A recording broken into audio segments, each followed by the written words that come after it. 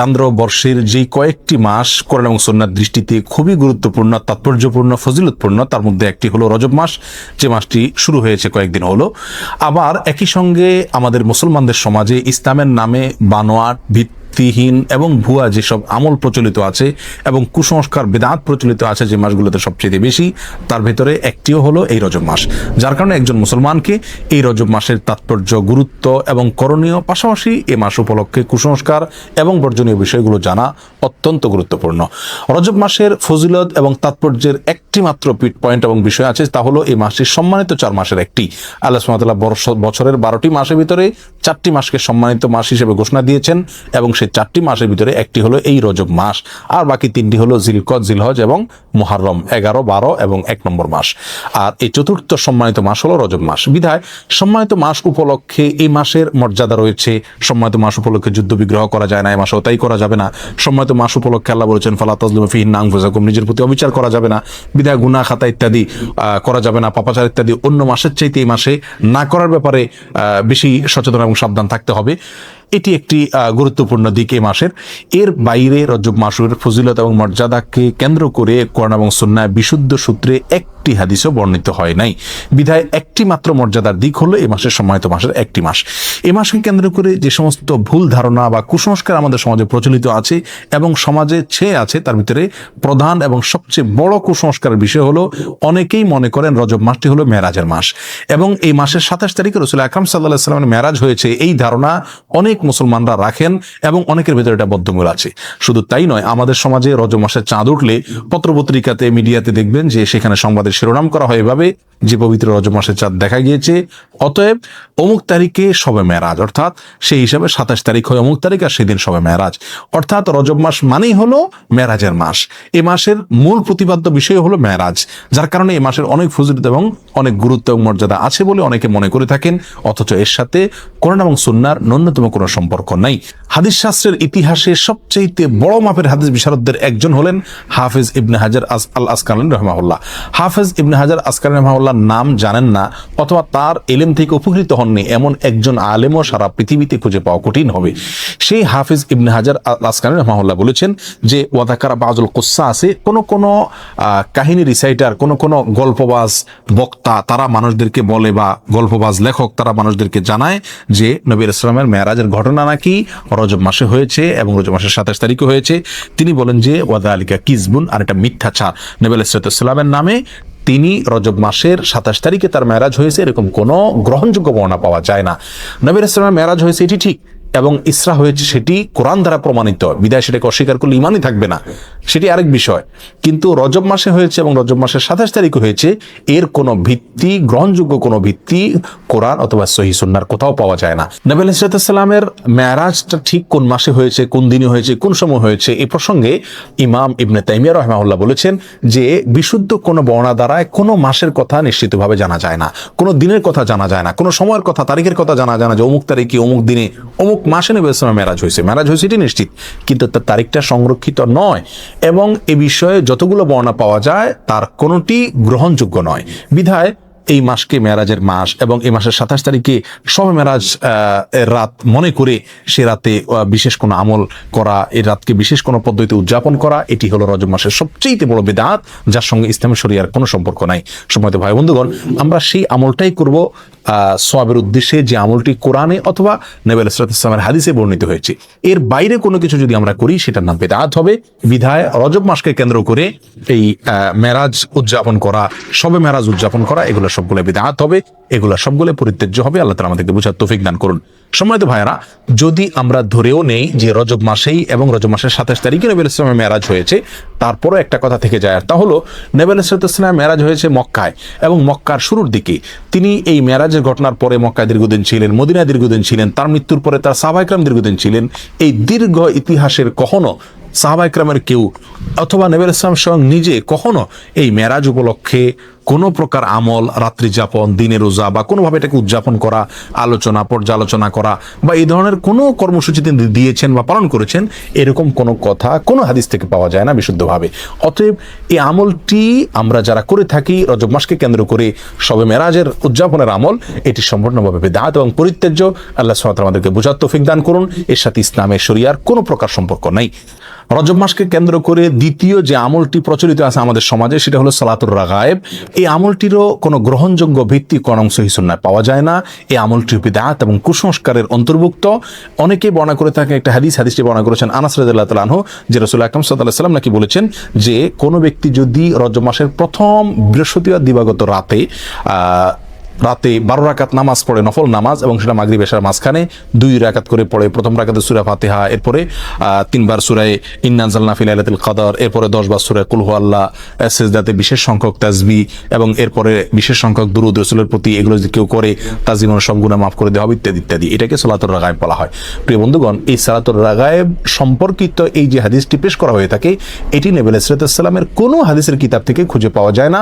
এই সম্পর্কে মুহাদ্দিসিনে কেরাম একেবারে সুস্পষ্ট মন্তব্য করেছেন যে এটি জাল এবং ভিত্তিহীন। একটি টাকার নোট যখন ব্যাংক থেকে ওটাকে জাল হিসেবে চিহ্নিত করে দেওয়া হয়, এটি যেরকম অচল হয়ে যায়, এই হাদিসটিকে মুহাদ্দিসিনে কেরাম ঐক্যবদ্ধভাবে যেহেতু জাল বলে চিহ্নিত করেছেন, বিধায় এটাও অচল এবং গ্রহণযোগ্য নয়। রজব মাস উপলক্ষে তৃতীয় যে আমলটি প্রচলিত আছে তা হলো একটি দোয়া বেশি বেশি করে পড়া, আর সেটি হলো আল্লাহুম্মা বারিক লানা ফি রজব ওয়া শাবান, অর্থাৎ হে আল্লাহ, আপনি আমাদেরকে রজব এবং শাবান মাসে বরকত দান করুন, ওয়া বাল্লিগনা রমাদান, আর আমাদেরকে রমজান পর্যন্ত আপনি পৌঁছায় দিন, অর্থাৎ রমজান যেন আমরা লাভ করতে পারি। এই দোয়াটি বর্ণিত হয়েছে মুসনাদে আহমদে। আর যেই বর্ণনায় এই দোয়াটি বর্ণিত হয়েছে, সেই বর্ণনার ভিতরে একজন বর্ণাকারী আছেন যার নাম হলো জায়দা ইবনে আবি রিকাদ।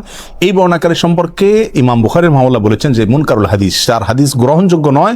আর ইমাম নাসাই রাহিমাহুল্লাহ বলেছেন যে তাকে আমি চিনি না।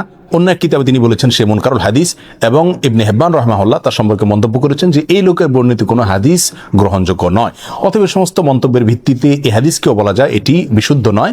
তবে যেহেতু এই দোয়ার অর্থের ভিতরে কোনো মন্দ দিক নেই, খারাপ দিক নেই, অতএব কেউ এটাকে সাধারণভাবে যদি পড়ে তাতে তেমন কোনো দোষণীয় বিষয় এটাকে বলা যাবে না। কিন্তু এটাকে নবী আলাইহিস সালামের দিকে সম্বন্ধ করা এটা বিশুদ্ধ নয়। চতুর্থত যে আমলটি রজবকে কেন্দ্র করে প্রচলিত, সেটা হলো এই মাস উপলক্ষে বিশেষ কোনো পশু জবাই করাকে অনেকে সওয়াব মনে করেন। এটি মূলত আইয়ামে জাহেলিয়াতে, ইসলাম পূর্ব যুগে প্রচলিত ছিল, যেটাকে আতিরা বলা হয়। তারা রজব মাসে বিশেষ পশু জবাই করতো, যেমন আমরা কোরবানির মাসে জিলহজ মাসে কোরবানি করে থাকি, এবং এটাকে খুব সওয়াবের কাজ মনে করতো, খুব ভালো কাজ মনে করতো। ইসলাম তাদের সেই প্রথাকে সম্পূর্ণভাবে রহিত করেছে, বিলুপ্ত করেছে। এই সম্পর্কে বহু বিশুদ্ধ হাদিস বর্ণিত আছে। বিধায় রজব মাস উপলক্ষে বিশেষ কোনো পশু জবাই করা এটাকে সওয়াবের কাজ মনে করা যাবে না। অন্য মাসে জবাই করেন সেসব এই মাসেও করেন, সেটা ভিন্ন বিষয়, কিন্তু সওয়াবের অংশ হিসাবে এই মাসে কোনো পশু জবাই করা যাবে না।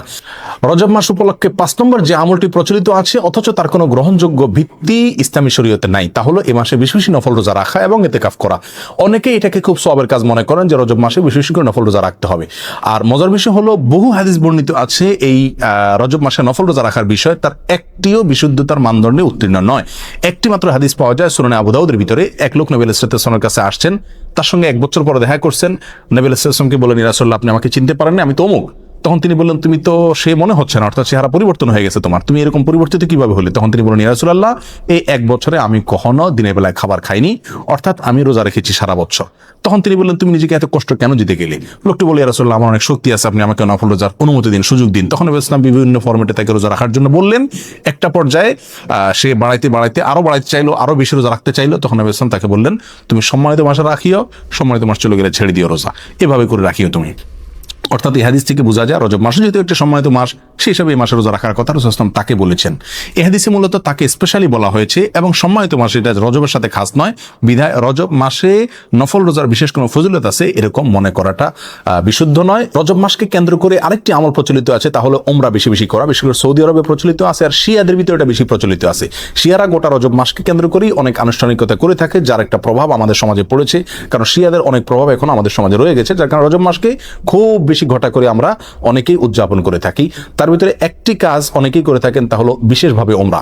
মনে করেন যে রজব মাসে ওমরা করলে বেশি সওয়াব হবে, এবং এটাকে ওমরায়ে রজবিয়া বা রজব মাসের ওমরা বলা হয়। অথচ এই সম্পর্কে নবী আলাইহিস সালাম থেকে বিশুদ্ধ কোনো হাদিস পাওয়া যায় না। একটি হাদিস আছে সহিহ বুখারীতে, আব্দুল্লাহ ইবনে ওমর রাদিয়াল্লাহু আনহু বর্ণনা করেছেন। তিনি বলেছেন নবী আলাইহিস সালাম 4টি ওমরা করেছেন, এবং তার একটি ছিল রজব মাসে। তখন আম্মা জানা আয়েশা রাদিয়াল্লাহু তাআলা আনহা তাকে খণ্ডন করে বলেছেন যে নবী আলাইহিস সালামের 4টি ওমরার প্রত্যেকটি ওমরায় তিনি সঙ্গে ছিলেন, তার কোনো ওমরা রজব মাসে ছিল না। অতএব সহিহ বুখারীর এই সুস্পষ্ট হাদিস থেকেও বোঝা গেল রজব মাসে উমরা করার বিশেষ কোনো ফজিলত নেই। অন্য মাসে কেউ উমরা করে সেই হিসাবে এই মাসেও করতে পারে।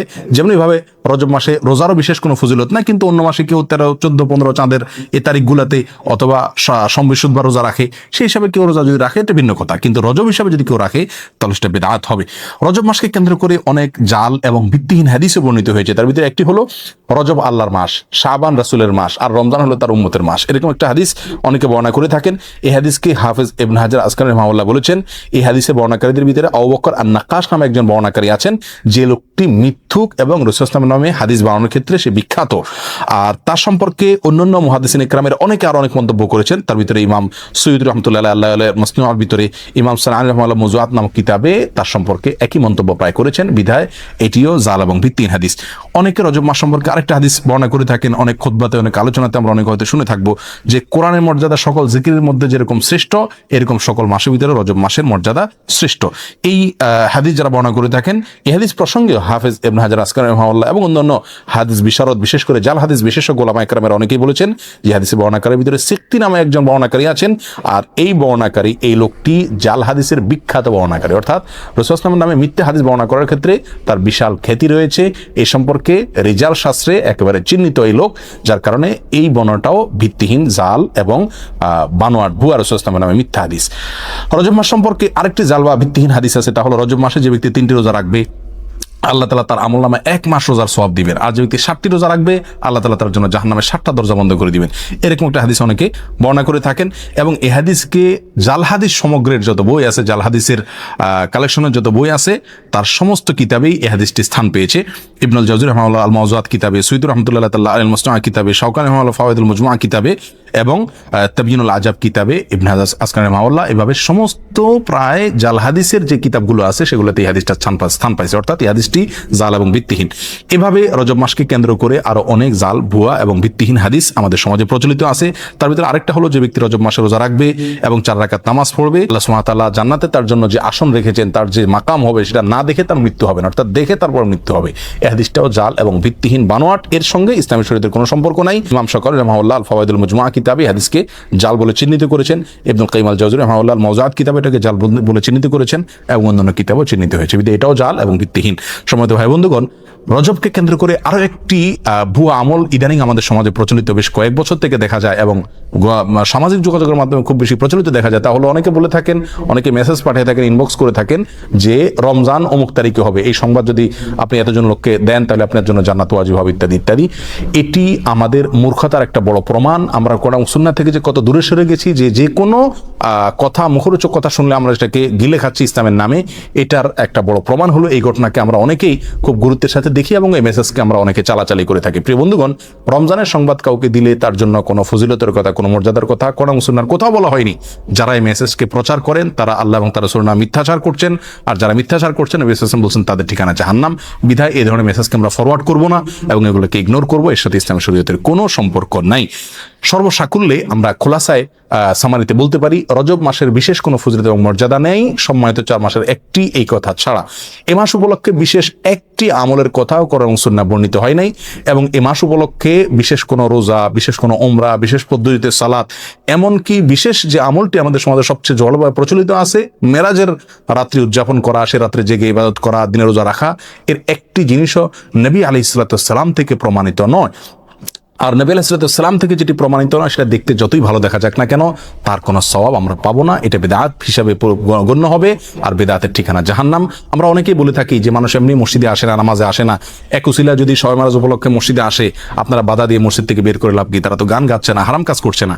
যে সমস্ত ভাইরা এটা বলেন, 2 কারণে তাদের সঙ্গে আমরা একমত হতে পারবো না। নাম্বার 1, বেদাত কাকে বলা হয়? ভালো কাজ, দেখতে ভালোই মনে হচ্ছে, কিন্তু কোরআন এবং সুন্নাহ এটা করতে বলা হয়নি, এটার নাম বেদাত, আর এই বেদাতের ঠিকানা জাহান্নাম। বিধায় এই কাজটি সেই সংজ্ঞার মানদণ্ডে বেদাতের ভিতরে অন্তর্ভুক্ত হবে। বিধায় এটা করলে সওয়াব হবে না, বরং গুনাহ হবে, যদিও দেখতে ভালো দেখা যাচ্ছে। দ্বিতীয়ত, শবে মেরাজ উপলক্ষে মানুষ আসে, উপলক্ষে সংশোধন হয়ে যাবে, যারা এরকম ধারণা করেন তারা ভুলের স্বর্গে বাস করছেন। কারণ শবে মেরাজ উপলক্ষে মসজিদে এসছেন এবং এই বেদাতি পদ্ধতিতে জিকির ইবাদত বন্দি করছেন, এরপরে সারা জীবনের জন্য সংশোধিত হয়ে সারা বছর মসজিদে আসা ধরছেন, নামাজ পড়ছেন, এরকম একটি লোকও খুঁজে পাওয়া যাবে না। বিধায় এই বেদাত দিয়ে কোনোদিন মানুষের সংশোধন হবে না। এই বেদাতকে আমরা বর্জন করি। সারা দেশে জোরালোভাবে আমাদের সমাজের সবচেয়ে জোরালোভাবে যে কয়েকটি বিদআত প্রচলিত আছে তার ভিতরে একটা হলো এই মেরাজ উদযাপন এবং মেরাজ উপলক্ষে বিশেষ আমল। আল্লাহ সুবহানাহু ওয়া তাআলা আমাদের সকলকে। দাসীর সাথে সহবাস জায়েজ হলে টাকা দিয়ে পতিতালয়ে গেলে কি গুনাহ হবে? কারণ তখন তো সাময়িক সময়ের জন্য দাসী কেনা হয়। অত্যন্ত আফসোসের বিষয় যে প্রশ্নকর্তার দাসী সম্পর্কে ধারণা নাই।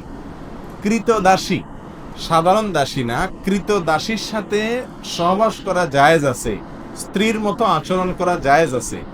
কার জন্য? ওই কৃত দাসীর যে মালিক তার জন্য।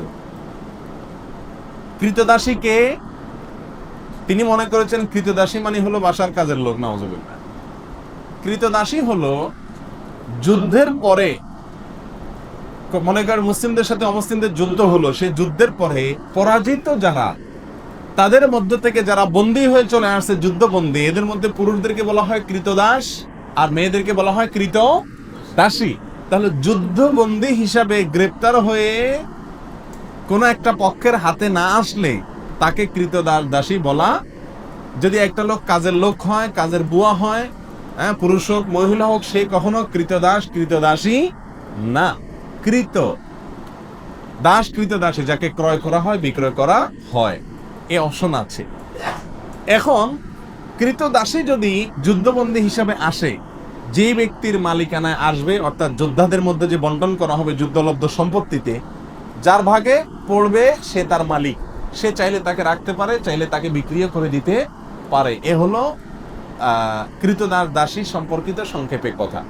এখানে কৃতদাসীর সঙ্গে সহবাস করাকে ইসলাম এলাও করেছে কেন? এটা নিয়ে আমাদের নাস্তিক ভাইদের বা নাস্তিক বন্ধুদের প্রশ্নের কোনো শেষ নেই। তারা বলে, হ্যাঁ, একজন কৃতদাসীর সাথে ইসলাম সহবাস করাকে কিভাবে বৈধ করেছে? কেন বৈধ করেছে আমি সংক্ষেপে শুধু বলতে চাই।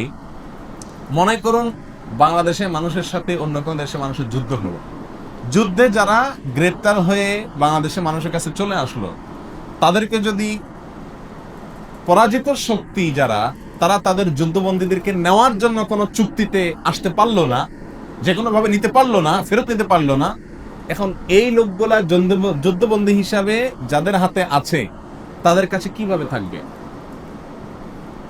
ছেলেদেরটা তো যেমন তেমন কাজ কাম করলো, সমস্যা নেই। মেয়েরা তো বাসা বাড়িতে থাকবে। তাহলে এই মেয়েটা বাসা বাড়িতে থাকলে তার নিরাপত্তার কোনো রাস্তা আছে? কোনো রাস্তা নেই। একজন নিরীহ মেয়ে যদি আপনার বাসায় থাকে, আপনার ভেতরকার পশুত্ব তার প্রতি হামলে পড়ার জন্য আপনাকে প্ররোচিত করবে কি করবে না, এটা হলো ন্যাচারাল বিষয়। এটাকে অস্বীকার করার কোনো সুযোগ নেই, এটা বাস্তবতা। এই জন্য ইসলাম বিধান রেখেছে যে ওই ব্যক্তি যিনি সেই কৃতদাসীটাকে পাবেন, তার ভাগে বন্টন করা হবে, তাকে দেওয়া হবে রাষ্ট্রপ্রধানের পক্ষ থেকে, সেই ব্যক্তির স্ত্রীর মতো হয়ে যাবে। এই কৃতদাসী তার জন্য কি হয়ে যাবে? স্ত্রীর মতো হলে তার সন্তান, তার ভাই, তার অন্য কোনো লোক তার দিকে লোলুপ দৃষ্টিতে তাকাবার কোনো স্কোপ থাকবে না। এটা হলো তার জন্য এক ধরনের নিরাপত্তা নিশ্চিত করা। আমি কি বুঝাতে পারছি? এই লোকটা যদি তাকে বিক্রি করে দেয়, কেমন যেন একজন মেয়েকে তালাক দিয়ে আরেক জায়গায় বিয়ে দেওয়ার মতো। তখন যিনি কিনলেন ওই ব্যক্তি তার জন্য ওই প্রথম ব্যক্তির মতো স্বামীর জায়গায় থাকবে। শুধু তাই নয়, ইসলামী শরিয়ার বিধান হলো এই মহিলা থেকে যদি কোনো বাচ্চা হয় ওই ব্যক্তির, তাহলে সেই বাচ্চা হওয়ার সঙ্গে সঙ্গে এই মহিলা চিরকালের জন্য সাধারণ কৃতদাসীর নাম থেকে বের হয়ে যাবে। অর্থাৎ এই মহিলাকে আর সে চাইলে আপনার কি করতে পারবে না, বিক্রি করতে পারবে না। তাহলে কৃতদাসী এক জিনিস আর কাজের বুয়া আরেক জিনিস। আপনি কৃতদাসীর সাথে সহবাস করা যায় সেজন্য পতিতালয়ে যাওয়াকে জায়েজ বলবেন, এটা মূর্খতা ছাড়ার কিছু না। আল্লাহ তাআলা হেফাজত করুন।